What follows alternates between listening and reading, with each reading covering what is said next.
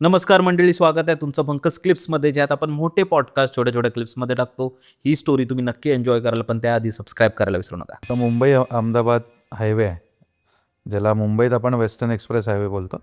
आणि दहिसर टोलनाका क्रॉस वगैरे करून आपण अजून विरार साईडला आलो तर तो मुंबई अहमदाबादच हायवे म्हणतो. अहमदाबाद, बरोबर.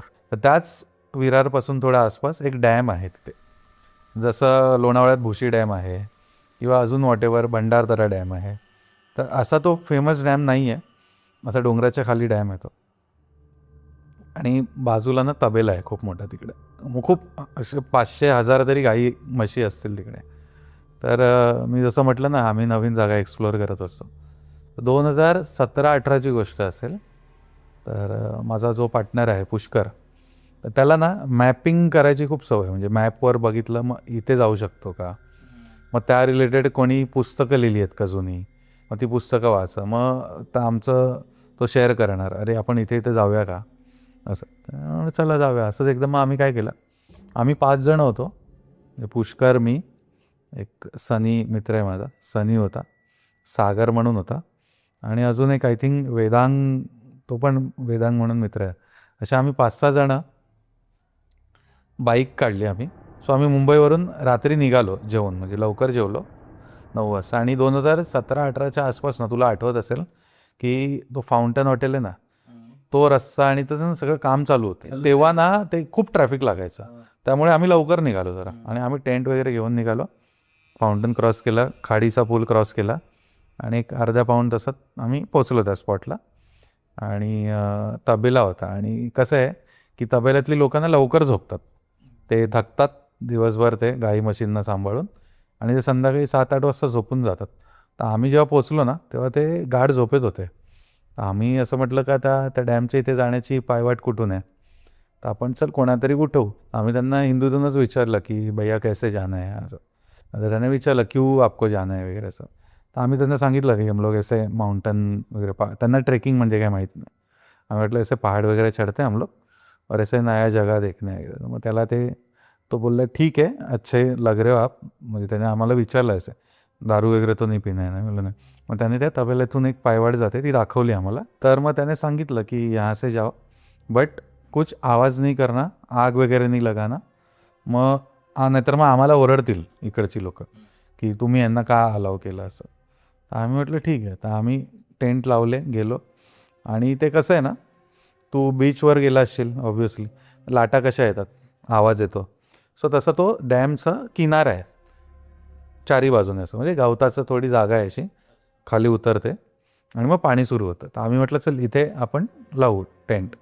आणि तिथे मी जसं म्हटलं, तो टुरिस्ट स्पॉट नाही आहे, त्यामुळे कोणी जात नाही तिथे. आणि ती अशी ओसाड जागा आहे एकदम, अंडररेटेड. म्हणजे कोणाला माहीतच नाही आहे. मे बी आसपासला राहणारी लोकांना सोडून कोणाला माहीत असेल असं मला वाटत पण नाही. तर मग तिकडे आम्ही असं 2-3 तास टेंट लावून गप्पा वगैरे मारल्या. आणि आम्ही पण बऱ्याच टायमाने भेटलेलो. 1-2 वाजता आम्ही झोपायचं. म्हटलं चला आता टेंट लावलेत, झोपू आणि सकाळी लवकर उठून जाऊया रिटर्न. आता परत ते ट्रॅफिक वगैरे लागायला नको, कारण उशीर झाला ना, एकदा 9-10 वाजून गेले ना, मग विकेंडला तुला बऱ्याचदा भाईंदरची खाडी आहे ना, नायगाव भाईंदरची खाडी, त्या ब्रिजवर ट्रॅफिक जॅम होतं. तर म्हटलं ठीक आहे. तर तेव्हा झालं असं की टेंटमध्येच, म्हणजे मी झोपलो आहे टेंटमध्ये, आणि 2 टेंट होते, 6 जण होतो आम्ही. आणि असे समोर टेंट लावलेली आम्ही, म्हणजे असं थोड्या डिस्टन्सवर. आणि मला स्वप्नामध्येच जे तीच जागा दिसते. म्हणजे स्वप्नामध्ये मला जे आम्ही तिथे असताना बघितलेलं ना, तीच जागा सगळी मला स्वप्नामध्ये दिसते. आणि स्वप्नामध्ये मला हेही दिसतंय की मी टेंटच्या आत झोपलो आहे. आणि माझ्यासाठी ते नॉर्मल होतं एकदम. म्हणजे मला असं कदाचित स्वप्नात वाटत असेल की मी झोपलोच नाही, हे कंटिन्यू सेशन चालूच आहे आमचं ते. आणि लिटरली त्या टेंटमध्ये आता समजा मी झोपलो आहे किंवा तू असं पाठ टेकवून झोपला आहेस, तर तुझ्या इथे कोणतरी 2 जण येऊन उभे राहिले. सो तू याच अँगलने बघणार ना त्यातनं. तो झोपले तर हां, बरोबर. थोडं तू झोपलायस आणि 2 जण माणसं येऊन उभे आहेत. सो मला असं दिसतं मी टेंटमध्ये झोपलो आहे. आणि टेंटच्या आकाराचे, हाईटचे, हार्डली तुझा टेंट केवढा असेल की आता मी बसलो आहे, तर माझ्या बसल्यावर एवढा उंच असतो. हां, बरोबर. टेंट छोटाच असतो. म्हणजे मी पकडून जातो चल 3 ते 3.5 फूट जास्तीत जास्त उंच असेल. हां. तर तेवढ्या आकाराची मला स्वप्नामध्ये माणसं दिसतात, एक बाई आणि माणूस, असं कपल. गावाकडे कसं शेतावरून लोक येतात, साधे कपडे असतात, शेतात काम करून आले मळलेले कपडे तसे, आणि ते बाई पण ती साधी साडी आणि एकदम साधी माणसं गावची, आणि त्या माझ्याकडे बघतायत. हे स्वप्न होतं सगळं, म्हणजे तुम्ही असं म्हणू नका की रिअल ह्याने बघितलं, मी स्वप्न सांगतो की. आणि ते बघतायत आणि आमचं आय कॉन्टॅक्ट होतं, आणि असं पण नाही माझी झोप मोड होते, मी गाढ झोपेतच आहे, स्वप्नच चालू आहे. आणि एका पॉईंटनंतर त्यांनी मला रिक्वेस्ट केली की ही आमची जागा आहे, तुम्ही प्लीज इथून निघून जावा. आणि मला माहीत नाही मी स्वप्नात आहे, मला वाटतं की रिअल चालू आहे, आणि मी ते सांगायचा प्रयत्न सुरू झाला मग माझा. कधी कधी तुझं झालं असं की तू स्वप्न बघतो, तू उठण्याचा प्रयत्न करतो पण तू उठू नाही शकत आहे असं. मग तेव्हा आपल्याला गैरसमज होतं की कोणीतरी गळा दाबून ठेवला आहे किंवा कोणीतरी नाक दाबून ठेवलं आहे, कोणीतरी बॉडी एकदम हां. जड होता, अंग जड हो होतं. तसं. माझ्या बाजूला 2 मित्र होते, मी उठवण्याचा प्रयत्न करतोय की अरे उठा, पण काहीच होत नाही, म्हणजे मुवमेंटच होत नाही काय. परत त्यांनी सांगितलं की ही आमची जागा आहे, आम्ही तुम्हाला विनवणी करतोय, प्लीज निघून जावा, कृपा करून निघून जावा. आणि मी जो असा मोठा श्वास घेऊन उठलो ना, तेव्हा मी खरोखर उठलो आणि बघतो तर अंधार आहे, रातकिड्यांचा आवाज आहे. आणि मी जसं 1-2 मिनटापूर्वी तुला म्हटलं की समुद्राच्या लाटांचा कसा आवाज येतो, तसा त्या लाटांचा आवाज येत होता. का की रात्री वारा सुटलेला आणि ते धरणातलं पाणी आहे ना, त्याचं किनाऱ्याला येत होतं, तर तो वारा सुटला. आणि बघतो तर माझ्याकडे तेव्हा ते जी शॉकचं घड्याळ होतं आधी, म्हणजे तू असा हात केला तर ते लगेच लाईट पेटायची, म्हणजे तू आपल्याला बटन दाबायची गरज नाही, मुवमेंट गेली तर लाईट पेटणार. तसं तर बघतो तर 3:45 झालेले, तर आम्ही झोपून हार्डली 1-1.5 तासच झालेला. नंतर मी म्हटलं आत्ता कोणाला काय सांगायला नको, की कदाचित ते पण झोप मोड होईल त्यांची आणि त्यांना पण असं भीती वाटायला नको. मग मी जागाच होतो, म्हणजे मी झोप लागलीच नाही. आणि उजाडल्यावर मग सकाळी आम्ही फोटो वगैरे काढले, तेव्हाचे फोटो आहेत, मी पाठवेन तुला, ते तू व्हिडिओमध्ये टाकच. नंतर मी सकाळी सांगितलं मित्रांना असं असं झालं, आणि आम्ही जसं तबेल्यात परत आलो ना, रिटर्न निघालो आम्ही 7-7:30ला निघालो, आणि जाताना एक माणूस भेटला तिथे. त्याला रँडम मग मी विचारलं की काय आहे डॅमला कोण का येत नाहीत, किंवा मग असं फेन्सिंग का केलं आहे, किंवा इथे वॉचमॅन पण का नाही आहे असं. मग ते म्हणाले की कदाचित असं असू शकतं की हे, आता हे मी पर्टिक्युलर त्या डॅमचं नाही सांगत आहे, ऑल ओव्हर जिथे धरण बनले अशा ठिकाणी गावाच्या गावं उठवली जातात बऱ्याच. त्यांना त्या मोबदला मिळतो जो काय तो, असंच कोणी जबरदस्ती नाही उठवणार, कारण ते गव्हर्नमेंटच्या अंडर प्रोसेस होते. पण आता समजा तुला कोणी येऊन जबरदस्ती नाही पण म्हणतंय की बाबा तू एवढे पैसे घे आणि तुम्ही हे गाव उठवा आणि तिथे जावा दुसरीकडे. सो कुठे ना कुठे तुझा जीव त्या जागेत अडकलेला असणार, तुझी ती शेती असेल किंवा तुझं ते वडील जे म्हणतात ना वाडवडिलांचं घर असेल. तर त्या माणसाने मला ते रिझन दिलं की अशा ठिकाणी कदाचित असं झालं असेल की त्यांची जमीन असेल ती, आणि ती जमीन त्यांच्या नकळत किंवा मग त्यांना मनाविरुद्ध ती द्यावी लागली असेल धरणासाठी. किंवा बऱ्याच डॅममध्ये आधी गावं असायची, तू आता बघशील ना गुगलवर किंवा मग आपल्या बातम्यांमध्ये पण दाखवतात, कुठलं तरी धरणातलं पाणी सुकलं आणि मग ते मंदिर बाहेर येतं.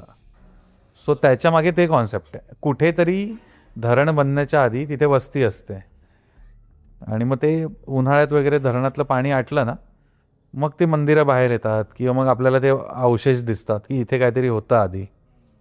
सो ते म्हणाले की त्यांनी ते साईन दिली तुम्हाला, आणि तुम्ही ते ॲक्सेप्ट नसतं केलं ना तर मग कदाचित ते त्रास झाला असता.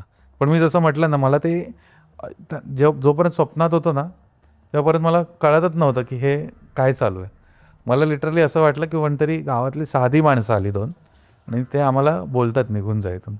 मी घाबरलो कुठे की जेव्हा मला उठण्याचा प्रयत्न होतो तेव्हा मी उठूच नाही शकत आहे तसं. सो अशा गोष्टी असतात, म्हणून कदाचित अशा ठिकाणी रेस्ट्रिक्शन्स लावलेले असतात. खूपदा असंही होतं ना की बऱ्याच लोकांच्या स्वप्नात आपण ऐकलं असेल की त्यांच्या स्वप्नात देव आला आणि त्यांनी सांगितलं की बाबा इथे माझं मंदिर आहे किंवा इथे माझी मूर्ती आहे, आणि दुसऱ्या दिवशी तिथे जाऊन त्यांनी खोदकाम केलं तर त्यांना खरोखर ती मूर्ती सापडली. आणि असे बरेच मंदिरं आपल्याला दिसतात. मी एक तू विषय काढला म्हणून एक्झाम्पल 2 देतो. एक तर मुंबईपासून जवळ, ते मी सेकंड घेईन. सिंधुदुर्गात ना रेडी नावाचं बंदर आहे, रेडी. आणि रेडीचा गणपती खूप लोकांना, म्हणजे तुम्हालाही माहीतच असेल, तुम्ही कोकणातले तळ कोकणातले असाल तर तुम्ही जाऊन सुद्धा आला असेल तिकडे. मस्त मूर्ती, अशी भव्य दिव्य मूर्ती रेडीच्या गणपतीची. आणि असं म्हणतात ना, ती मूर्ती काही वर्षांनी किंवा काही कालांतरे ना थोडी थोडी मोठी होते. आणि तिथे आत्ताही ना त्या आसपास खाणकाम चालू आहे, म्हणजे मायनिंग वगैरे. सो गावातल्यांचा विरोध आहे बऱ्याच तिकडे. आणि तो रेडीचा किल्ला पण आहे असं म्हणतात त्या भागात. मी फार पूर्वी गेलेलो, मित्राचं लग्न होतं वेंगुर्ल्यामध्ये, तर तिकडे आम्ही त्या मंदिराला भेट दिली आहे. मग तेव्हा माहिती घेतल्यावर गावातल्यांनी सांगितलं, तो जो गणपती आहे ना, तू बघतो, त्याचे फोटोज अवेलेबल आहेत आणि मस्त अशी जाडजूड आणि मस्त मूर्ती अशी रेडीच्या गणपतीची. तर तो तिथे एकदा खाणकाम चालू होतं ना, तर आपल्या माहिती आहे की आता कॉन्ट्रॅक्ट भेटतो एखाद्याला, बरोबर. तर तो माणसं काय करतो, आता समजा तो कॉन्ट्रॅक्टर बाहेरचा दुसऱ्या राज्यातला असेल, तो तिथून माणसं आणतो त्याची, तिकडून त्याची JCB आणतो, या तिथून त्याचे ट्रक्स वगैरे येतात. तर ते लोक तिथेच राहतात साईटवर, छोटे असे तंबू वगैरे लावून वगैरे, किंवा ट्रकमध्येच झोपतात. तो एक माणूस झोपलेला का ट्रकमध्ये, आणि त्याला स्वप्नात गणपती आला, आणि तो पण असा घामाघूम म्हणून कुठलेला असं म्हणतात गावातल्या, तशी ती आख्यायिका आहे की. आणि त्याला ते स्वप्न पडलं की मी इथे आहे, मला काढ इथून. आणि ते मायनिंग किंवा जे काय करताना ती मूर्ती बाहेर आली. ओ. आणि ह्यालाच जोडून एक स्टोरी आहे, ती पण मला अशी म्हणजे जाणकारांकडून समजलेली, की मुंबईची महालक्ष्मी देवी तुला माहिती आहे, आपला महालक्ष्मी प्रत्येकजण जाऊन आलेला असतो. हो. बाजूबाजूला हाजी अलीचा दर्गा आहे आणि बाजूला महालक्ष्मी मंदिर आहे. आता महालक्ष्मीच्या इथून कोस्टल रोड गेला आहे, आधी मंदिराला लागूनच समुद्र होता पाठीमागे. तर त्या देवीचं पण असं आहे की ब्रिटिशांनी जेव्हा ठरवलं की मुंबईची 7 बेटं 7 आयलँड एकत्र जॉईन करायचे, एक कॉरिडॉर बनवायचा, एक मोठं कनेक्टिव्हिटी करायची, तर तेव्हा ह्यांना ब्रिज मार्फत जोडण्यात आलं. तू माहीम कॉजवे नाव ऐकलंय? माहीम ऐकलंय. कॉजवे. हो. सो माहीम कॉजवे काय आहे, तुझं माहीमचं बेट, माहीमचं आयलँड, आणि पुढचं प्रभादेवी दादरचं तो भाग, किंवा मग इथे वडाळा शेवडी, हे वेगवेगळे भाग होते आधी. म्हणजे तिथे जर तुला या आयलँडवरून त्या आयलँडवर जायचं असेल, तर त्यांचं ते टॅरिफ वगैरे जे काय ते बेसिक जी गोष्ट असतात ना, टोल टॅरिफ आपण म्हणतो, ते क्रॉस करूनच जावं लागायचं जर तू कमर्शियल काही व्यापार करतो. बरोबर. आणि तेव्हा त्यांना कनेक्ट करायचं होतं माहीमची म्हणजे माहीमचं जे बेट होतं त्या बेटाला, आता आपण ज्याला पेडर रोड म्हणतो त्या भागाला. तर तो तू बघशील ना, तिथून तो पेडर रोडला जिथे ती अँटिलिया वगैरे बिल्डिंग आहे, तो रस्ता असा गेलाय, वर वर तो जातोय. भरणी टाकून बनवलेला हा रस्ता. हा हा. सो तिथे ते ना बरीच वर्ष गेली, तो ब्रिज बांधायचे, वाहून जायचा. आणि भले तो ब्रिटिशांनी बांधला तरी तो लागणारा माल आपला, माणसं आपली, पैसा पण आपल्याकडूनच लुटलेला. त्यांचं फक्त एक्झिक्युशन असायचं, म्हणून आपण त्यांना क्रेडिट देतो, बाकी त्यांना क्रेडिट देण्याची गरज नाही. ती तेव्हा सुद्धा महालक्ष्मी देवी त्या लोकांच्या, म्हणजे तेव्हा जे कामगार होते त्यांच्या ती स्वप्नात गेली असं म्हणतात. आणि त्यांनी सांगितलं की या दिवशी किंवा इथे माझं मंदिर आहे, इथे पूजा करा, माझं मूर्ती बाहेर काढा, मग ब्रिजला काम चालू कर. आणि आता आपल्याला ते माहीतच नाही आहे. बरोबर. हे मला जाणकार लोकांनी सांगितलेलं तेव्हा. अशी जशी जशी प्रगती होते तसं आपण गोष्टी विसरत चाललोय. पण आपण नक्कीच ह्याच्यावर पण एक पॉडकास्ट करू, मुंबई. मुंबईच्या मुंबईबद्दल आपण एक मस्त एक करू नक्की. मंडळी तुम्हाला जर हवं असेल मे बी आपल्या देवांबद्दल किंवा आपल्या मुंबईबद्दल, तर नक्की कमेंटमध्ये सांगा. आणि भाई ती तू ज्या गोष्टी बोललास ना की ते जे तुला स्वप्न पडलं, तर स्वप्न पण आहे ना, हा खूप एक हॉरर किंवा एक वेगळाच कॉन्सेप्ट आहे, जे आतापर्यंत आपण शोधू नाही शकलो आहे. खूप लोक असं बोलतात की स्वप्न म्हणजे ते असतं की जे दिवसाभरात आपण पाहिले तर ते स्वप्न येतात. आणि स्वप्नाबद्दलही खूप वेगवेगळे कॉन्सेप्ट आहेत.